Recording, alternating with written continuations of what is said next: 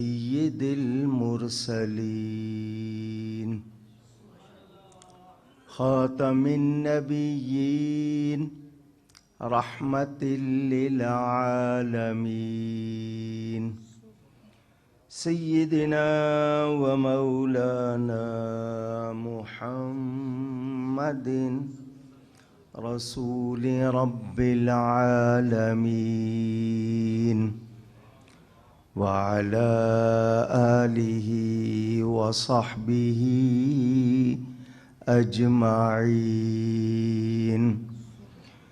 أما بعد فأعوذ بالله من الشيطان الرجيم بسم الله الرحمن الرحيم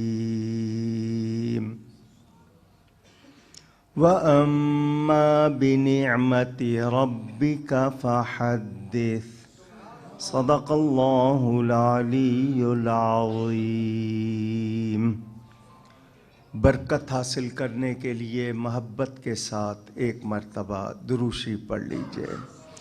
اللہم صلی علی سیدنا و مولانا محمد معدن الجود والکرم وآلہ وصحبہ وبارک وسلم۔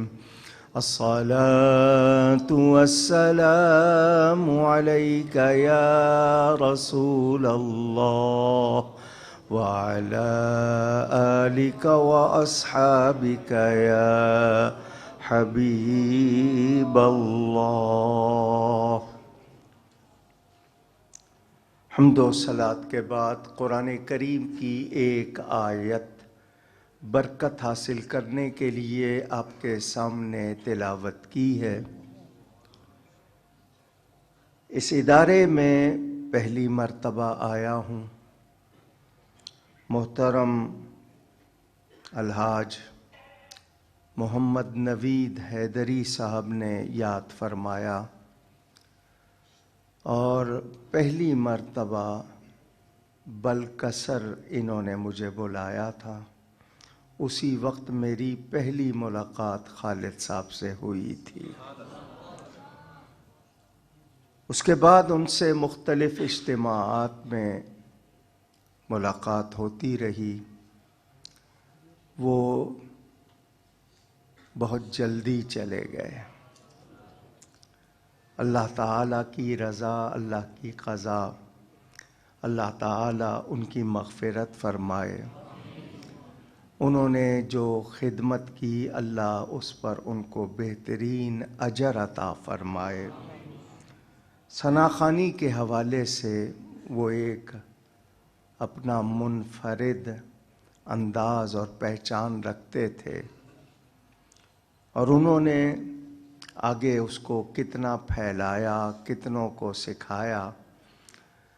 علاقے کے لوگ خاص طور پر اور پاکستان بھر میں جہاں جہاں وہ گئے انہیں یاد رکھا گیا، اور یہ جامعہ دیکھ کے اور زیادہ خوشی ہوئی کہ وہ صدقہ جاریہ کا بہترین کام کر گئے۔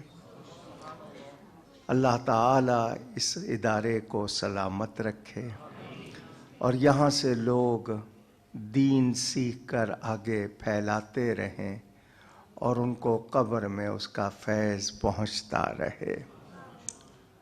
نعت خوانی معمولی بات نہیں ہے، بہت بڑا اعزاز ہے، مگر اپنا اپنا ذوق ہوتا ہے۔ میں نعت خوانوں کو ادب سے ایک ہی بات کہنا چاہتا ہوں، اس انداز میں اور اس ادب کے ساتھ پڑھیں جیسے نبی کے سامنے پڑھ سکیں۔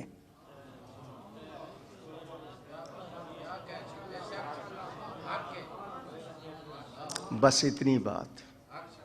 لباس، انداز، آواز جس طرح حضور صلی اللہ علیہ وسلم کے سامنے پڑھ سکیں اس طرح پڑھا کریں، اور مقصد ان کا یہ ہو کہ حضور سن لیں۔ اگر حضور نے سن لیا تو بیڑا پار۔ بس اتنی سی بات۔ ہمارے ہاں نعت خوانی کمرشلائز ہو گئی ہے، کاروبار بن گئی ہے۔ آداب بیشتر چلے گئے ہیں، لیکن آپ نے دیکھا خالد صاحب باشرہ تھے، خیال رکھتے تھے نماز کی پابندی کا اور ادب کا بھی۔ اللہ تعالی سب کو توفیق عطا فرمائے۔ نوید صاحب نے مجھے بلا تو لیا ہے، لیکن ان کو پتہ ہے مجھے ایک زمانہ ہو گیا میں رات کو نہیں سوتا، یہ میرے سونے کا ٹائم ہے، تو میں صرف ان کے لیے اور خالد صاحب کے لیے نیند قربان کر کے آیا ہوں۔ میرے پاس کوئی سریلی آواز نہیں ہے، محبت سے چند باتیں کروں گا۔ اللہ تعالی مجھے حق بیان کرنے، ہم سب کو حق سن کر اس کو قبول کرنے، اس پر عمل کرنے اور اس پر قائم رہنے کی توفیق عطا فرمائے۔ علماء یہاں بیٹھے ہیں، مشائخ بیٹھے ہیں، نعت خوان ہیں، سب سے دعاؤں کا طالب ہوں۔ پہلی بات، انسان کی عزت دو وجہ سے ہوتی ہے۔ کتنی وجہ سے؟ بڑی مہربانی، مہنگائی کا زمانہ ہے مگر ابھی تک بولنے پہ ٹیکس نہیں لگا۔ تقریر میں ہی کروں گا، میں آپ سے کوئی داد نہیں چاہوں گا، لیکن یہ کہ جب بات کروں پتہ ہو کہ آپ سن رہے ہیں، سمجھ رہے ہیں۔ انسان کی عزت دو وجہ سے ہوتی ہے، یا علم کی وجہ سے یا کردار کی وجہ سے۔ جتنا علم میں زیادہ ہوگا اتنی عزت ہوگی، صحیح ہوگا اتنی عزت ہوگی، جتنا تقوی میں کردار میں زیادہ ہوگا اتنی عزت ہوگی۔ باقی عزتیں وقتی، آپ کسی کو دیکھ کے اس کے سامنے تھوڑا سا کر لیں گے لیکن دل سے نہیں کریں گے، اور ہماری عزت ہے تو صرف نبی کے نام سے ہے۔ ہم ان کا نام لیتے ہیں، یہ ہمارے لیے بہت بڑی سعادت، اسی میں ہماری عزت۔ جیسا کہ اقبال نے بھی کہا تھا نا، آبروئے ماں زنام مصطفیٰ صلی اللہ علیہ وسلم، کہ ہماری آبرو ہے تو نبی کے نام سے ہے۔ کوئی شخص دنیا میں آتا ہے، اس کو طبعی عمر جتنی بھی قدرت کی طرف سے ملتی ہے، اس میں وہ کتنے سانس لیتا ہے، کتنی آکسیجن کھینچتا ہے، کتنی غذائیں کھاتا ہے، کتنی دیر سوتا جاگتا ہے، وہ حساب نہیں رکھتا۔ لیکن وہ لمحے زندگی کے جو یاد خدا میں گزرتے ہیں، یاد نبی میں گزرتے ہیں، نیکی میں گزرتے ہیں، وہ آپ کو یاد نہ رہیں مگر وہاں یاد رکھے جاتے ہیں۔ اور اس ایک ایک لمحے کی کتنی قدر ہے یہ آج آپ کو نہیں پتا چلے گا، وہاں پتا چلے گا کہ آپ نے اگر ایک مرتبہ درود شریف پڑھا ہے تو اس کی کتنی قدر ہے، قرآن شریف پڑھا ہے تو کتنی قدر ہے، یہ دنیا سے نہیں پتا چلے گا، یہ وہاں پتا چلے گا۔ علم کس چیز کو کہتے ہیں؟ ویسے تو علم کے معنی جاننا، اب اس کی مزید تعریف کے حقیقت اشیاء کو جاننا، مزید اس کی جتنی تعریفیں کی جاتی ہیں، میں ٹائم زیادہ نہیں ہے اس لیے پھیلا نہیں رہا۔ تو جاننے کو علم کہتے ہیں، جاننے والے کو عالم کہتے ہیں۔ مبالغہ کریں یعنی بہت بڑھا کے کہیں تو علامہ کہہ دیتے ہیں، بہت زیادہ جاننے والا۔ کس چیز کا جاننے والا؟ سوال یہ ہے کہ ویسے تو علم اور فن بہت سے ہیں، علوم اور فنون، انگلش میں ایک لفظ ہے نالج، اس کی بھی پلورل جمع نہیں ہے، ایک لفظ ہے نالج، جبکہ عربی میں علوم کہا جاتا ہے، یعنی جتنی بھی آپ اس کے تعداد بڑھا لیں۔ تو علم جاننے کو کہتے ہیں، کیا جاننا؟ رب کو جاننا، اس کے نبی کو جاننا۔ اللہ تعالی کی پہچان ہو جائے من عرف نفسہ فقد عرف ربہ، یہ بھی کہا جاتا ہے جس نے اپنے آپ کو پہچان لیا اس نے رب کو پہچان لیا۔ سر سے لے کر پاؤں تک آپ کا جسم، اس میں کیا کچھ ہے آپ کو پتہ ہی نہیں ہے۔ کہنے والوں نے بتایا 10 ملینز فیکٹریز انسان کے جسم میں ہے۔ 1 ملین 10 لاکھ کا ہوتا ہے، 10 ملینز کا مطلب 1 کروڑ ہو گیا۔ 1 کروڑ کو 10 لاکھ سے ضرب دیں، ملٹی پلائی کریں، اتنے کارخانے انسان کے اندر لگے ہوئے ہیں۔ کتنی ہڈیاں ہیں، کتنے جوڑ ہیں، کتنی رگیں ہیں، کیا کچھ ہے۔ اگر ایک ایک کی تفصیل سناؤں سارا ٹائم اسی میں لگ جائے۔ ہمیں کہا گیا کہ 360 جوڑ ہیں تمہارے جسم میں۔ کتنے؟ اور علماء ہمیں سکھاتے ہیں کہ جی روزانہ، حدیث میں ہے کہ روزانہ ہر جوڑ کا صدقہ ادا کرو۔ روزانہ ہر جوڑ کا، اونچی کہیے گا، میری طرف توجہ رکھیں، میں کیا کہلا رہا ہوں؟ ہر جوڑ کا روزانہ، اگر 1 پیسہ بھی ہوتا بالفرض تو 3 روپے 60 پیسے روز کے دینے پڑتے۔ کون دیتا؟ کتنی دیر دیتا؟ کب دیتا؟ یہ تو کم سے کم، حالانکہ وہی جوڑ آپ ڈاکٹر سے لگوانے جائیں لاکھوں روپے لگ جاتے ہیں۔ ہمیں اللہ نے وہ جوڑ دیے، اس انگلی میں جوڑ ہے، ان جوڑوں کی وجہ سے کتنی پکڑ ہوتی ہے، کتنی طاقت ہوتی ہے، کتنے فائدے ہوتے ہیں۔ کہا گیا کہ ہر جوڑ کا شکر ادا کرو، صدقہ ادا کرو۔ کوئی نہیں کر رہا، مگر رب نے دیے ہوئے ہیں، آسان بھی کر دیا۔ پیسے نہیں مانگتا، اللہ کو ضرورت نہیں، اللہ دیتا ہے، اللہ کو کوئی ضرورت نہیں۔ فرمایا صدقہ ادا کرو، کیوں؟ شکر ادا کرو۔ تو کس طرح؟ روزانہ 5 وقت اگر نماز پڑھ لو تو رکوع اور سجدے کی تسبیحات اگر پڑھ لو گے پورے 360 کا صدقہ ادا ہو جائے گا۔ آپ نے سنا اور سبحان اللہ کہا۔ سبحان اللہ کا مطلب اللہ پاک ہے۔ پاک ہونے کا کیا مطلب؟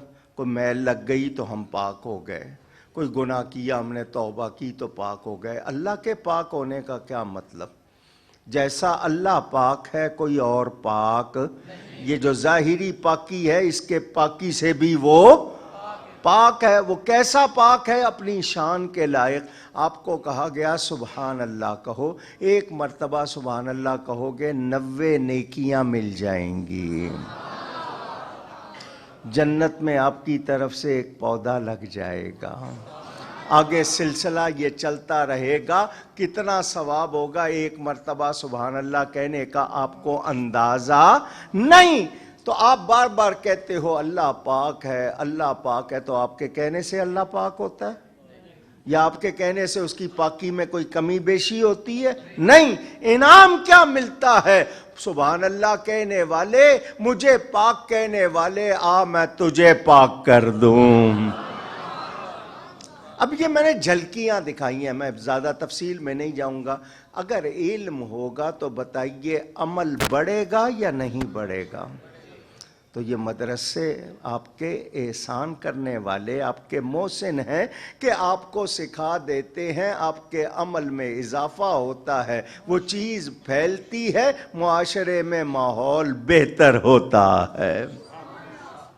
چلیں ایک واقعہ چھوٹا سا سناتا ہوں جلدی جلدی، حالانکہ مجھے انہوں نے 3 موضوع دیے ہیں، تینوں پورے کرنے ہیں۔ ایک تقریر میں انہوں نے کہا 3 باتیں چاہیے۔ مدینہ منورہ میں ایک شخص رہتا تھا، وہ سفر پر جانے لگا، اپنی بیوی کو بلایا اور سونے کی اتنی بڑی اینٹ، پتھر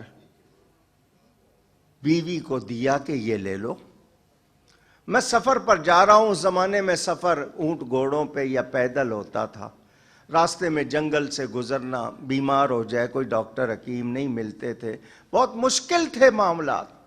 مجھے نہیں پتا میں واپس آؤں یا نہ آؤں۔ جس وقت قرآن حدیث بیان کیا جائے توجہ سے سنا کرو، ادھر ادھر توجہ نہیں کیا کرو۔ مہمان معززین آئیں گے، منتظمین استقبال کریں گے، آپ توجہ سے سنو۔ مجھے نہیں پتا میں واپس آؤں گا یا نہیں، تمہارے پیٹ میں میرا بچہ ہے، میں یہ تمہیں دے کے جا رہا ہوں کہ تمہیں کسی سے کچھ مانگنا نہ پڑے۔ مجھ سے ایک وعدہ کرو، اگر بیٹا ہوا اور میں واپس نہیں آیا، تم اس کو قرآن یاد کرانا، تم اس کو دین کا عالم بنانا۔ وہ جوان ہو، تمہیں اتنی دولت دے کے جا رہا ہوں، مانگنا نہیں پڑے گا۔ اگر بیٹی ہوئی، اس کو بھی دین سکھانا، جو بھی سنتیں ہیں آداب ہیں سکھانا، کسی اچھے سے اس کی شادی کر دینا۔ تم مجھ سے وعدہ کرو۔ بیوی نے وعدہ کر لیا، وہ شخص سفر پر روانہ ہو گیا۔ ان نصیحتوں میں جزیات میں جاؤں ایک ایک بات کہ کیا کیا، وہ پھر ٹائم لگے گا۔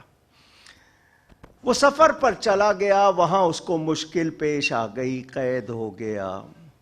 اس زمانے میں واٹس ایپ نہیں تھا، موبائل فون نہیں تھا، ٹیلی گرام نہیں تھا، کمیونیکیشن کے ذرائع نہیں تھے، پیچھے کوئی اطلاع نہیں۔ مدت گزر گئی، برسوں گزر گئے، اس کو رہائی ملی۔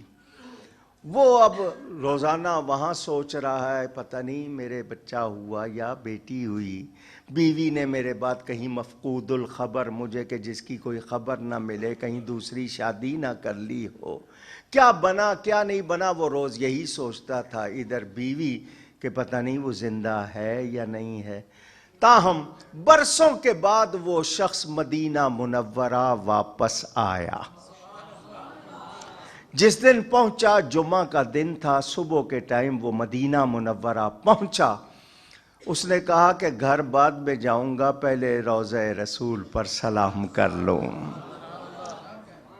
نبی کریم صلی اللہ علیہ وسلم کی عادت مبارک، سفر پر جاتے تھے 2 رکعت پڑھ کے جاتے تھے، سفر سے آتے تھے 2 رکعت پڑھتے تھے۔ کتنی برکتیں، ہمارے پاس اس کا بھی وقت نہیں، نہ ہی علم ہے، تو پھر کیسے ہوگا؟ اس نے کہا میں روضہ رسول پر جاؤں، سلام کر لوں، پھر گھر جاؤں گا۔ دل میں طرح طرح کے خیالات، آپ اس کی کیفیت کا صرف تھوڑا سا اندازہ کر سکتے ہیں، پوری طرح اس کو محسوس نہیں کر سکتے۔ روضہ رسول پر گیا، روتا رہا، سلام کیا، لوگ مسجد میں آنے لگ گئے۔ آپ کی طرح صرف عربی خطبے کے ٹائم نہیں آتے تھے، لوگ جمعہ کے دن پہلے آتے تھے، کیونکہ جو جمعہ کی تیاری کرے، آپ نے مثلاً جمعہ پڑھا، جا کے گھر میں پہلے سے ہی جوڑا نکال کے رکھ لیا، یہ اگلے جمعے پہنوں گا۔ آپ انتظار کرتے رہیں، جمعہ آئے، تیاری کی ہوئی آپ نے، اور جمعہ آئے تو وقت پر مسجد پہ پہنچے، پورے ہفتے کے گناہ معاف ہو جاتے ہیں۔ شوق ہو تو جو پہلے آتا ہے اس کو اونٹ کی قربانی کا، جو تھوڑی دیر سے آئے گائے کی قربانی کا، اور دیر سے آئے بکری کی قربانی کا، اور دیر سے آئے مرغی کی قربانی کا، آخر میں آئے تو صرف انڈے کا ثواب ملتا ہے، انڈے کے برابر۔ اور اگر خطبہ شروع ہو جائے تو پھر اس کو ثواب نہیں ملتا، جمعہ ادا ہو جاتا ہے، جو جمعے کی قدر ہے وہ ثواب اس کو ہوتا۔ ہمیں جمعے کا بھی شوق، ننگے سر آتے ہیں، ٹی شرٹ پہن کے آتے ہیں، ٹائٹس پہن کے آتے ہیں۔ جمعہ مسلمانوں کی شوکت کا دن ہے، ہم اس دن وہ بھی اہتمام کرتے۔ ننگے سر نماز پڑھنے کی عادت عام ہوتی جا رہی ہے۔ لوگ کہتے ہیں جی نماز ہو جاتی ہے، تو پھر میرے نبی نے ننگے سر کیوں نہیں پڑھی؟ پھر صحابہ نے ننگے سر کیوں نہیں پڑھی؟ پھر اولیاء نے کیوں نہیں پڑھی؟ وہ کیوں پگڑیاں باندھ کے پڑھتے تھے؟ کیا ان کو مسئلہ معلوم نہیں تھا؟ آپ نماز کو ہلکا سمجھیں تو کفر تک بات چلی جائے گی۔ لیکن ہمیں سیکھنے کا شوق نہیں ہے۔ بچہ پیدا نہیں ہوتا، اسکول میں رجسٹریشن کرا دیتے ہیں، ہزاروں روپے کی فیس دے کے، اس کو انگریزی سکھاتے ہیں، A for apple, B for bat, C for cat, D for dog, E for elephant, F for frog. یہ سارے جانوروں کے نام ہیں۔ بیٹ چمگادڑ کو کہتے ہیں، کیٹ بلی کو کہتے ہیں، ڈاگ کتے کو کہتے ہیں، ایلیفینٹ ہاتھی کو کہتے ہیں، فراگ مینڈک کو کہتے ہیں۔ جب نام ہی جانوروں کے سکھاؤ گے، انسان کب بنے گا وہ؟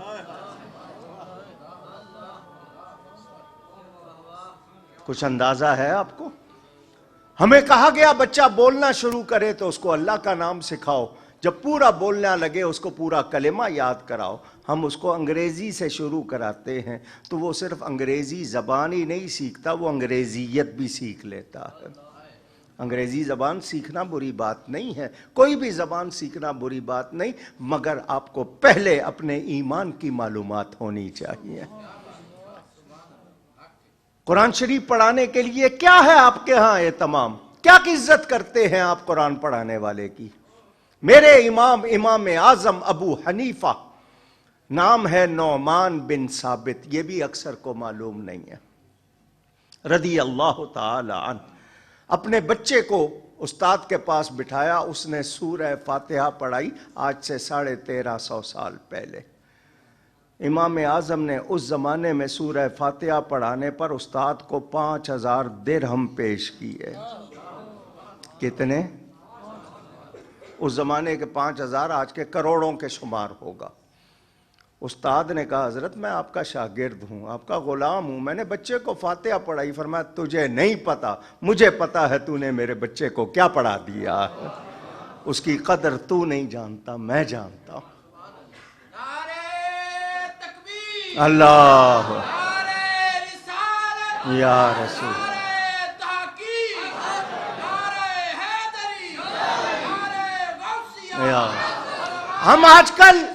ہم آج کل کیا کہتے ہیں؟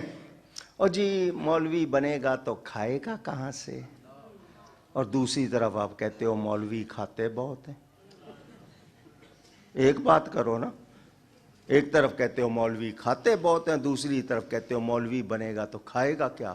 مجھے دنیا کا ایک سیٹھ دکھاؤ، ایک فیصد نہیں کہہ رہا، ایک سیٹھ دکھاؤ جو پرہیزی کھانا نہ کھاتا ہو، ایک دکھا دو۔ سارے پرہیزی، ان کے مزدور کھا رہے ہیں پیٹ بھر کے، وہ خود پرہیزی کھانا کھاتا ہے۔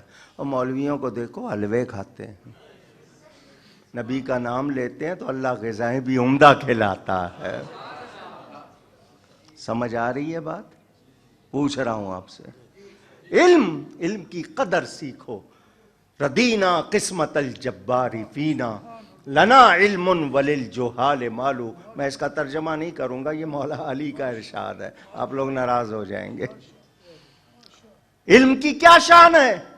حضور صلی اللہ علیہ وسلم فرماتے ہیں فضل العالم علی العابد کفضلی علی ادناکم۔ علم والے کیا درجہ، فضل، مرتبہ جاننا چاہتے ہو؟ عبادت گزار جو صبح سارا دن روزہ رکھے، ساری رات جاگ کر عبادت کرے، اس کو عابد کہتے ہیں۔ عالم، دین کا جاننے والا، عبادت گزار پر کیسی فضیلت رکھتا ہے؟ فرمایا جیسے میں تمہارے ادنا پر فضیلت رکھتا ہوں۔ سمندر کی مچھلیاں، درختوں پہ رینگنے والی چیونٹیاں بھی علماء کے لیے دعائیں کرتی ہیں، وہ تمہارے لیے امان ہے۔ جس طرح فوج ہوتی ہے سرحدوں کی حفاظت کرنے کے لیے، یہ علماء ہوتے ہیں نظریات کی حفاظت کرنے کے لیے۔ کوئی غیر حملہ کرے دین پر، یہ جواب دیتے ہیں۔ ہمیں شوق ہے نہیں جی بچے کو ڈاکٹر بنائیں، انجینئر بنائیں، بیرسٹر بنائیں، اس کو کمپیوٹر سائنس میں ماسٹر بنائیں۔ ضرور بناؤ، کوئی منع نہیں کرتا، مگر پہلے مسلمان تو بناؤ۔ اسکول بعد میں بھیجو، اس کو عقیدے پہلے یاد کراؤ۔ اسکولوں میں فیسیں کتنی ہیں، ٹیوشن کتنی ہے، کیا کچھ ہے، وہ سب برداشت ہے۔ یہاں فری تعلیم دی جاتی ہے، آپ کو پسند نہیں ہے، قدر نہیں ہے۔ جن کو قدر ہے آج انہی کے عرس مناتے ہو۔ ہر ایک کا عرس کیوں نہیں منایا جاتا؟ جنہوں نے محنت کی دین کے لیے، انہی کی یاد منائی جاتی ہے۔ وہ شخص روضہ رسول پر سلام کر کے دیکھنے لگا کہ لوگ جمعہ میں آ رہے ہیں، میں اگر جاؤں گا دوبارہ آؤں گا تو آگے جگہ نہیں ملے گی۔ صفوں کا ثواب بھی، جو پہلی صف، حضور فرماتے ہیں پہلی صف کا ثواب معلوم ہو جائے، لوگ آپس میں لڑیں، میں آگے کھڑا ہوں گا، وہ کہے گا میں کھڑا ہوں گا، قرعہ ڈالنا پڑ جائے۔ پہلی صف کا اتنا ثواب ہے، تو جو پہلے آئے گا وہی اس کو جگہ ملے گی نا۔ اس شخص نے سوچا کہ میں بعد میں جاؤں گا، وہ وہیں بیٹھ گیا۔ لوگ آتے رہے، صفیں بنتی رہیں، ترتیب سے بیٹھنا اس کے بھی آداب ہیں. لوگوں کی گردنیں پھلانگتے ہیں ہم، پہلے ہی ترتیب سے بیٹھو نا. ہم سیکھتے نہیں ہیں. ایک نوجوان آیا، لوگ اس کے استقبال کے لیے اٹھ کے کھڑے ہو گئے. اس کو امام مدینہ، امام مدینہ کہہ کے پکار رہے ہیں. بڑے شوق سے اس کو دیکھ رہا ہے. کتنا اچھا ہے یہ لوگ، اس کی کتنی عزت کر رہے ہیں. وہ ممبر پر بیٹھا، اس نے خطبہ دیا، یہ بڑے شوق سے دیکھ بھی رہا ہے، سن بھی رہا ہے. منہ سے موتی جھڑ رہے ہیں، پھول جھڑ رہے ہیں. اسی نے نماز پڑھائی. نماز پڑھانے کے بعد کوئی اس کے ہاتھ چوم رہا تھا، کوئی اس کے پاؤں چوم رہا تھا. یہ بھی آگے بڑھا، ہاتھ چومے اس کے. اس کے بعد نکلا اپنے گھر کی طرف جانے کو. پتہ نہیں میرا گھر موجود ہے یا نہیں، بیوی نے بیچ دیا ہو، کیا ہے. دھڑکتے دل کے ساتھ، طرح طرح کے خیالات کے ساتھ اس گلی میں پہنچا جس گلی میں اس کا گھر. تو دیکھا بیوی دروازے پہ بیٹھی ہوئی. کیفیت اس کی کیا ہوگی آپ اندازہ کر سکتے ہیں. دونوں نے ایک دوسرے کو مدت کے بعد دیکھا، لپ کے ایک دوسرے سے ملنے کے لیے. اس نے کہا میں ملوں گا بعد میں، مجھے پہلے یہ بتا تیرے ہاں بیٹا ہوا یا بیٹی ہوئی. اس نے پوچھا تو مدینے کب آیا ہے؟ کہا جی صبح آیا ہوں. کہاں تھا صبح سے اب تک؟ مسجد نبوی شریف میں تھا، روضہ رسول پہ سلام کیا. پھر میں نے کہا جمعہ پڑھ کے ہی جاؤں گا. ایک نوجوان آیا، لوگ اس کو امام مدینہ کہہ کے عزت دے رہے تھے، اس کے ہاتھ پاؤں چوم رہے تھے. میں نے بھی اس کے ہاتھ چومے. کیا اس نے خطاب کیا، کتنا عمدہ خطاب تھا.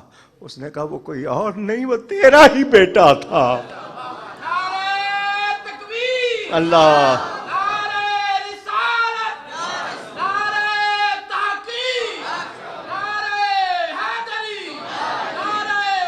یا میں نے تجھ سے کیا ہوا وعدہ پورا کیا.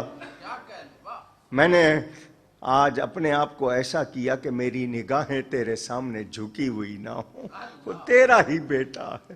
کتنا خوش ہوا ہوگا وہ.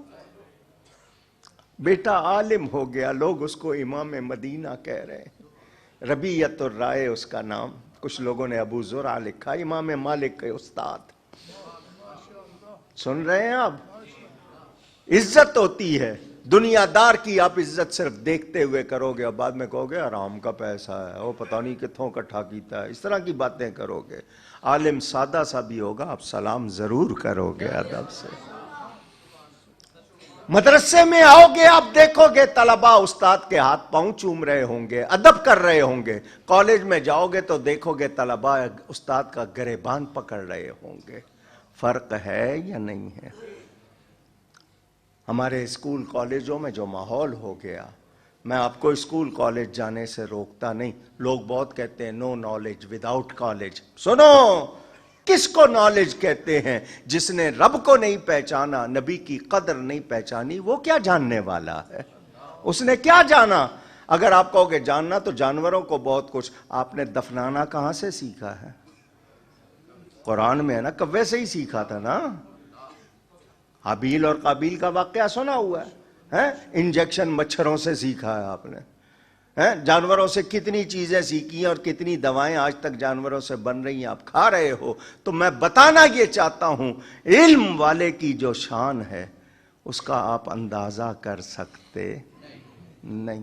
سیدنا فاروق اعظم رضی اللہ تعالی، 44 ملکوں کے فتح کرنے والے. حضور فرماتے ہیں میرے بعد کوئی نبی ہوتا تو عمر نبی ہوتا. اتنی ان میں کوالٹیز تھیں. ساری عمر ایک بات کا افسوس کرتے رہے کہ میں معلم نہیں ہوں، پڑھانے والا نہیں. آج شوق نہیں ہے. جن کو شوق تھا، میں نے وہ بچے بھی دیکھے جو اسٹریٹ لائٹ میں بیٹھ کے پڑھا کرتے تھے. گھروں میں ان کے چراغ نہیں ہوتا تھا تو کھمبے کی روشنی میں بھی بیٹھ کے پڑھا کرتے، لالٹین اور موم بتی میں بھی پڑھا کرتے تھے. آج سہولتیں ہیں، اب آپ کے ہاتھ میں فون آ گیا ہے، اب آپ کو قلم کاغذ کتاب سے کوئی دلچسپی نہیں رہی. اور دینی علم، اس سے تو آپ بہت دور ہیں. قرآن پڑھنا سیکھ لیا، بس سیکھ لیا. سنو، جو دین کے عالم بن جاتے ہیں ان کی بڑی شان ہو جاتی ہے. بڑا مرتبہ ہے ان کا، بڑا مقام ہے. میں نے آپ کو صرف ایک دو حدیثیں سنائی، وقت ہوتا تو اور سناتا، لیکن موضوع کچھ ہے، قرآن سے بڑھ کر کچھ ہے. جو کچھ جہان میں ہے وہ قرآن میں ہے. ایک شخص تھا بڑا نواب، نواب کا مطلب بہت مالدار، بہت پیسہ تھا اس کے پاس. ایک ہی بیٹی تھی. اس کے منہ سے ایک جملہ نکل گیا. کیا نکل گیا؟ میں اپنی بیٹی کو جہیز میں وہ سب کچھ دوں گا جو جہان میں ہے. منہ سے نکل گیا. آپ نکال دیتے ہو، زبان قابو میں نہیں ہے، 32 دانتوں میں بند ہو گئی، اب آپ کو بھگتنا ہے.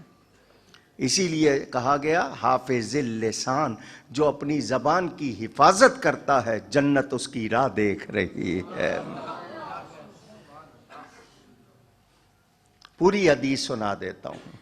ان الجنت تشتاق الی خمس، جنت 5 کی مشتاق ہے.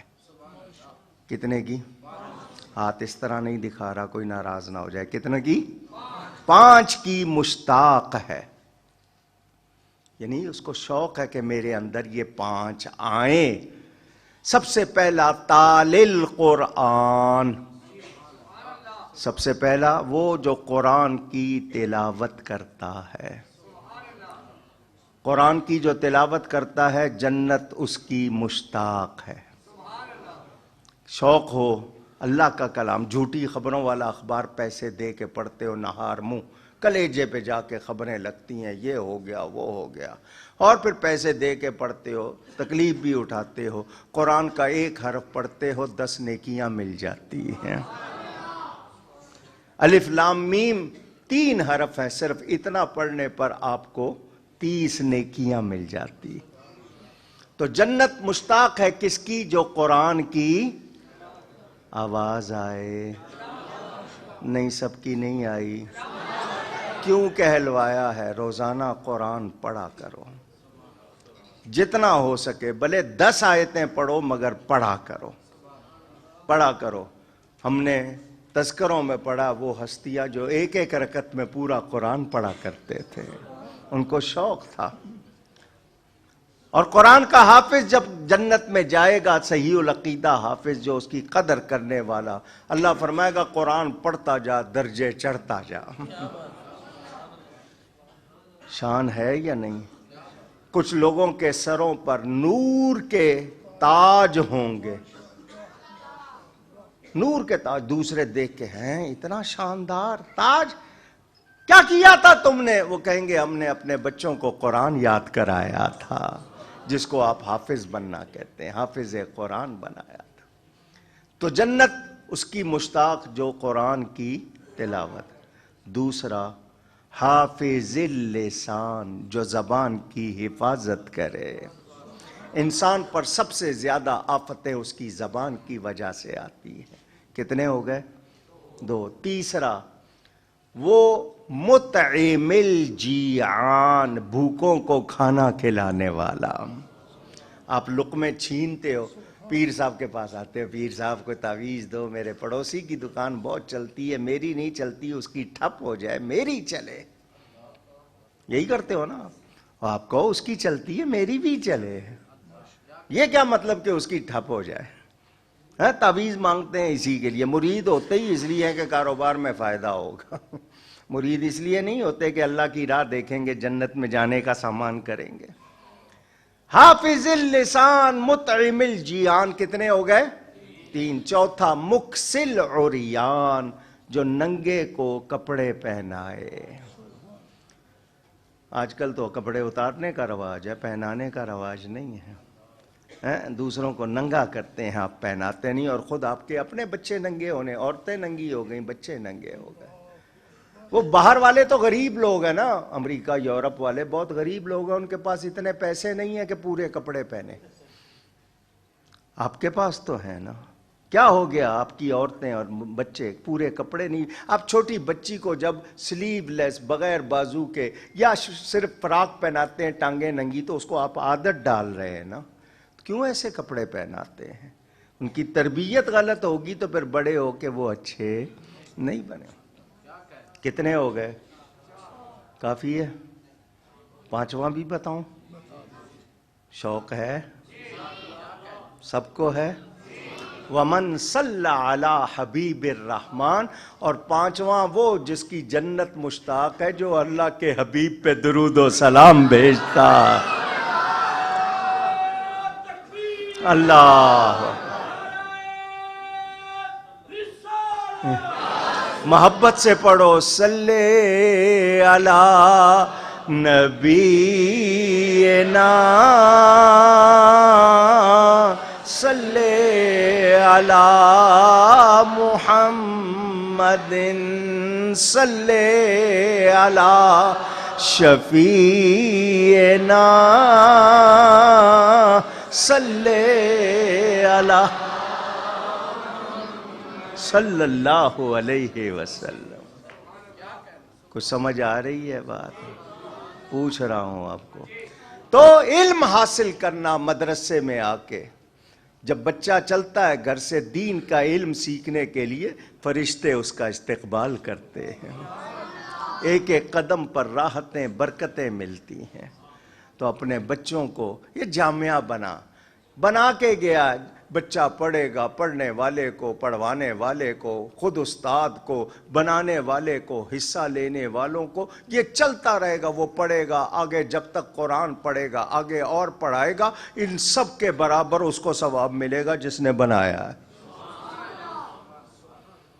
تو خالد صاحب کا ثواب اندازہ کر لو، علماء کا ثواب اندازہ کر لو، اور جب ان سب کے ثواب کا اندازہ کر لو تو میرے نبی کی شان کا اندازہ کر لو. سب سے اولا و اعلی ہمارا نبی، سب سے اولا و اعلی. اولا پیارے کو کہتے ہیں، اعلیٰ اچھے کو، اونچے کو کہتے ہیں. 6 سمتیں ہیں، 6 اوپر نیچے دائیں بائیں آگے پیچھے. پوری کائنات دیکھ لو، ایک ایک کو چھان پٹک کے دیکھ لو، پھر میرے نبی کو دیکھو تو سب یہی کہیں گے، سب سے اولا و اعلیٰ، سب سے بالا و والا ہمارا نبی، سب سے بالا و والا. بیٹھے نبی صاحب ماشاءاللہ، خوبصورت، جوان، تندرست، پہلوانی بھی کر سکتے تھے، کاروبار بھی کر سکتے تھے، سنگنگ بھی کر سکتے تھے، کوئی اور کام بھی کر سکتے تھے. نہیں کر سکتے تھے؟ کیوں محفلیں سجاتے رہتے ہیں؟ کیوں دین کے حوالے سے لگے رہتے ہیں؟ وہ سارے جتنے ہیں وہ گناہ کماتے ہیں، یہ ثواب کماتے ہیں. ماں اچھی ہوگی نا، اس کے دودھ میں برکت ہوگی نا. وہ مائیں تھیں جو لوری بھی دیتی تھی تو تسبیح پڑھا کرتی تھی. آج یہ چیزیں نہیں ہیں. تو دین سیکھو، سکھاؤ. خیرکم من تعلم القرآن وعلمہ، بہترین تم میں سے کون ہے جو خود قرآن سیکھتے ہیں اور سکھاتے ہیں؟ صحیح بات ہے. یہ ہو گئی اس حوالے سے بات. آئیے اب دوسرے موضوع پہ بات کر لیں. نعت شریف کے حوالے سے ہم اتنا جانتے ہیں کہ اللہ تعالی نماز نہیں پڑھتا، روزہ نہیں رکھتا، زکوٰۃ نہیں دیتا، حج نہیں کرتا، کیونکہ وہ معبود ہے، سب اس کی عبادت کرتے ہیں، وہ کسی کی عبادت نہیں کرتا. مگر وہ رب ہو کر، معبود ہو کر فرماتا ہے میں اپنے حبیب کی نعت پڑھتا ہوں. ان اللہ و ملائکتہ یصلون. یہ یصلون کے کتنے معنی ہیں علماء سے سن لینا، ورنہ صرف اتنے یصلون کے لفظ پہ ہی تقریر کروں 4 گھنٹے تو میں بول سکتا ہوں. علماء کی شان تو بہت بلند ہے. اللہ تعالیٰ، حضرت ابو العالیہ کا قول بخاری شریف میں موجود ہے، یصلون کے معنی اللہ تعالیٰ فرشتوں کے سامنے نبی کی تعریف کرتا ہے. محبوب کی تعریف کرنے والا رب کا پیارا بن جاتا ہے. اور یہ ہر ایک کا نصیب، ہر ایک کا نعت پڑھنا، لکھنا اور سننا ہر ایک کا نصیب۔ آپ کو تو گانوں میں مزہ آتا ہوگا نا، اب آپ کے ہاں قوالی نائٹ ہونے لگ گئی ہے، آپ کو اس میں مزہ، یہ بہت کم ہیں محبت والے ہیں جن کو محبوب کا ذکر سننا اچھا لگتا ہے۔ واقعہ کہیں پڑھا تھا بہت عرصہ پہلے، حضرت حسان ابن ثابت رضی اللہ تعالی، شاعر دربار رسالت، نبی پاک کے صحابی، حضور ان کے لیے ممبر لگواتے تھے، وہ ممبر پر ادب سے کھڑے ہو کے نبی کی نعت پڑھتے تھے، حضور ان کو انعام دیتے تھے، ان کے لیے دعا کرتے تھے کہ روح القدس تیری مدد کرے۔ پتہ چلا جو نبی کی نعت پڑھتے ہیں روح القدس ان کی مدد کرتا ہے۔ نعت کا مطلب صرف شعر پڑھنا نہیں ہے، میں بیان کر رہا ہوں، یہ بھی نعت ہے، کوئی لکھ رہا ہے وہ بھی نعت ہے، نبی پاک کا ذکر نعت ہے، ٹھیک ہے نا؟ یہ نہیں سمجھنا صرف کوئی زبان ہے کسی، اور کسی کے پاس سر نہیں ہے تو کیا وہ نہیں پڑھ سکتا؟ محبت ہونی چاہیے، یہ آواز کا شور کرنا یہ نعت نہیں ہے، اصل چیز محبت ہے، ٹھیک ہے نا؟ حضرت حسان جا رہے ہیں، سفر کر رہے ہیں، ایک چرواہا بکریاں اس کی چر رہی ہیں، اس نے لکڑی سے ٹیک لگایا ہوا ہے اور اپنے انداز میں نعت پڑھ رہا ہے۔ وہ سادہ سا آدمی تھا، دیہاتی، انہوں چج نہیں ہو